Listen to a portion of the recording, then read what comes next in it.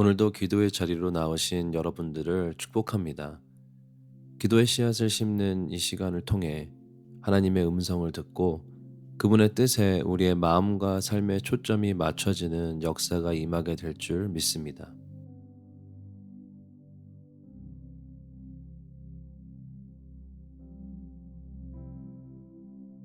사무엘상 16장 6절에서 7절.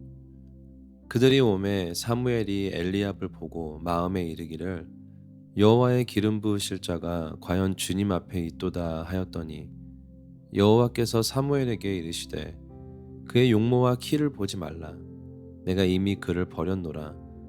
내가 보는 것은 사람과 같지 아니하니 사람은 외모를 보거니와 나 여호와는 중심을 보느니라 하시더라. 하나님께서는 하나님을 경외하며 사모하는 자들을 들어 사용하시기 원하시는 분이십니다. 오늘 본문에서 사무엘은 하나님의 말씀을 따라 새로운 이스라엘의 왕이 될 사람을 찾아 베들레헴에 있는 이새의 집으로 향합니다. 그리고 거기서 이새의 아들들을 한 사람씩 관찰하던 사무엘은 그중 외모를 봐서 왕이 될 만한 자들을 눈여겨 보았습니다. 그때 하나님께서 사무엘에게 말씀하십니다. 나는 외모를 보는 것이 아닌 한 사람의 중심을 본다고 말씀하십니다. 이전에 이스라엘의 초대 왕으로 선택받은 사울 왕은 인간의 기준으로 봤을 때 누가 봐도 왕이 될 만한 출중한 외모를 가진 자였습니다. 그리고 처음에는 그도 하나님과 백성들 앞에서 겸손한 왕으로 시작했습니다.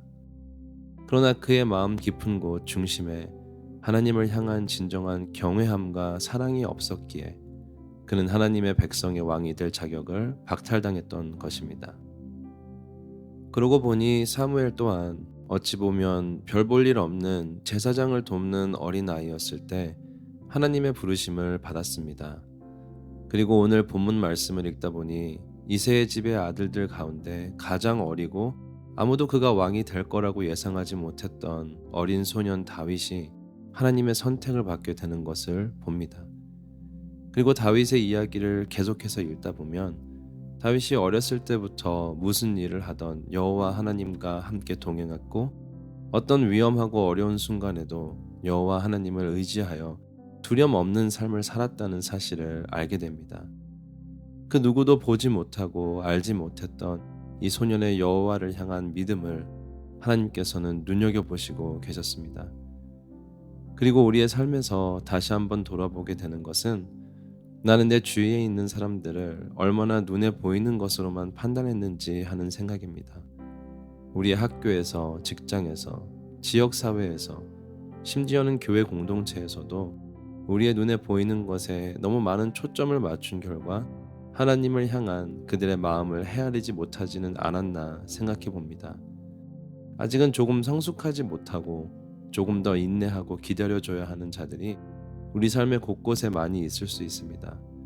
그러나 하나님이 보시는 것처럼 그들의 마음의 중심을 우리는 볼 수 없기에 또한 그들의 삶을 향한 하나님의 귀한 뜻을 우리는 다 헤아릴 수 없기에 그들을 귀히 여기고 섬기고 세워주는 것이 하나님을 기쁘시게 하는 일이 아닌가 생각해 봅니다. 그러고 보니 그 인내함과 배려함은 바로 우리가 먼저 하나님께 받은 지금 이 순간에도 그리고 앞으로 삶의 모든 순간마다 계속해서 누리게 될 우리를 향한 하나님의 은혜라는 것을 깨닫게 됩니다. 그 은혜를 오늘도 깨닫고 나와 내 주위의 귀한 하나님의 백성들이 더욱더 하나님을 경외하고 사랑하는 자들이 되기를 소망하는 그런 선한 마음을 가진 주님의 자녀들이 되시길 축복합니다. 오늘 말씀을 통해 나에게 주시는 하나님의 말씀은 무엇인지 생각하며 잠시 동안 묵상의 시간을 가지시겠습니다.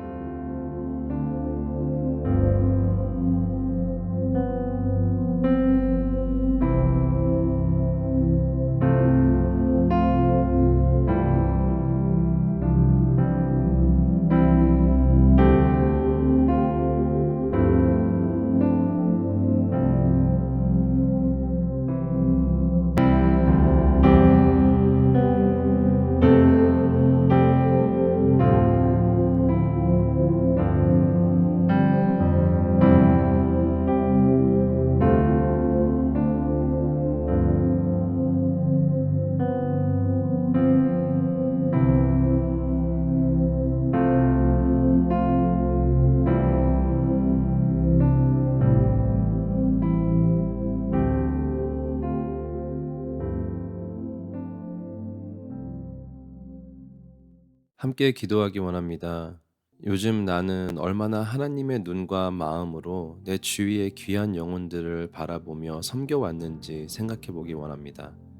그리고 너무도 큰 은혜를 받은 자로서 나의 마음의 중심이 얼마나 하나님을 향하고 있는지 돌아보기 원합니다.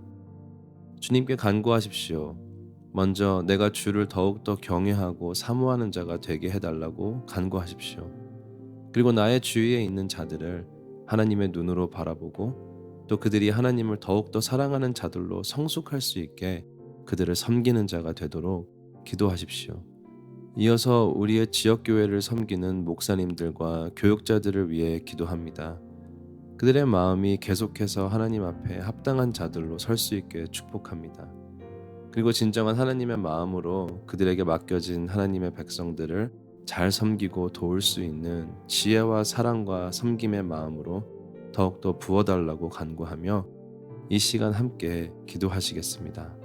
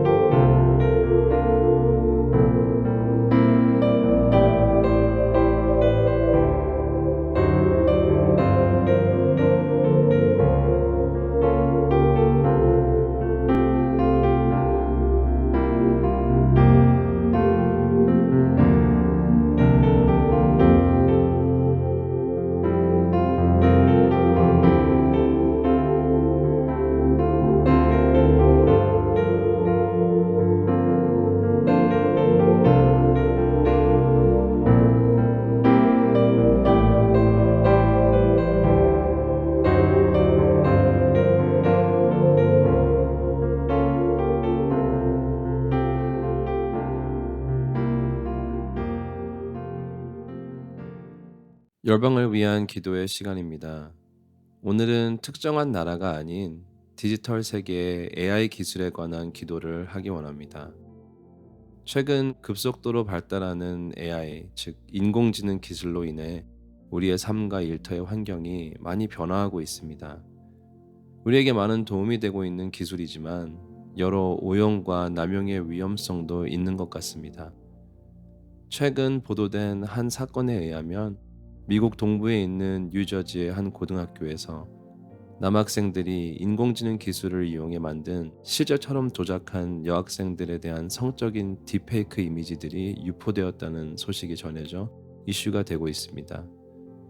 이번 일로 인해 상상할 수 없는 충격과 불쾌함, 그리고 깊은 상처를 받았을 어린 학생들을 생각하면 참으로 안타깝고 마음을 아프게 하는 사건인 것 같습니다.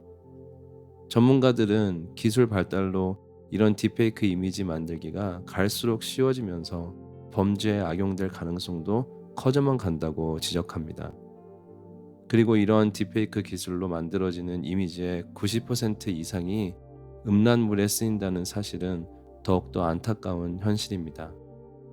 선하고 좋은 일에 쓰일 수 있는 기술의 발전이 죄로 타락한 인간으로 인해 하나님을 향한 반역을 더해가는 어두운 이때에 특별히 미국과 열방의 다음 세대를 위해 기도하겠습니다.